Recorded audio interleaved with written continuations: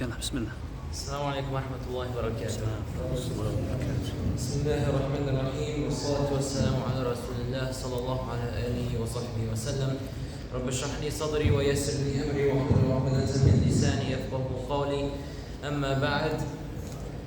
In this brief khatira, inshallah, we will be talking about a poem, and this is a special poem, and I'm going to tell you the brief story about it. So, a long time ago, in the time of the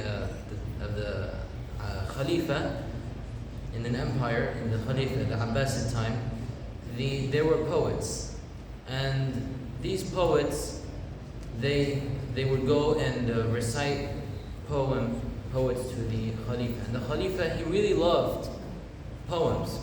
So when the poets would go to him and they would recite their poem, the trick was that if you recite the poem and the Khalifa did not know the poem, you would get the money that you wrote it on. So if the poet, he wrote the poem on a rock or on anything, that's how much money he would get.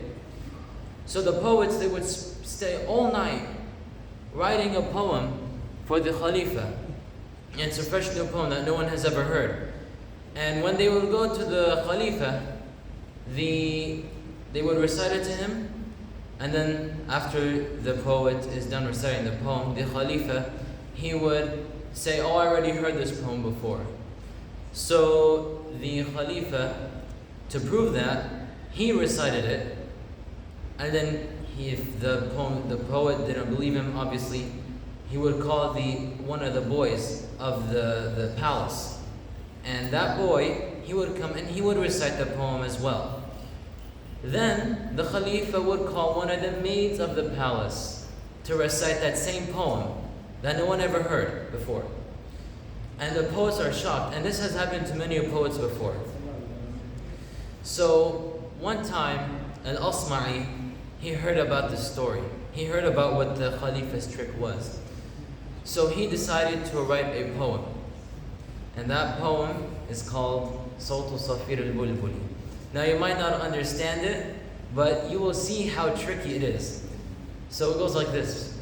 Sawtu Safir Al-bulbuli هيج قلب الثمل الماء والزهر معا مع زهر لحظ المقل وأنت يا سيد لي وسيدي ومولى لي فكم تيمني غزيل عقيق لي قطفته من وجنة من لثم ورد الخجل فقال لا لا لا لا لا وقد غدا مهرولي والخوذ مال طربا من فعل هذا الرجل فولولت وولولت ولي ويللي فقلت لا تولولي وبين اللؤلؤ لي قالت له حين كذا انهض جد بالنقل وفتية سقونني قهوة كالعسل لي شممتها بآنفي أزكى من القرنفل وفي وسط بستان حلي بالزهر والسرور لي والعود دندن دنا لي والطبل طبطب لي طبطب طبطب طبطب طبطب لي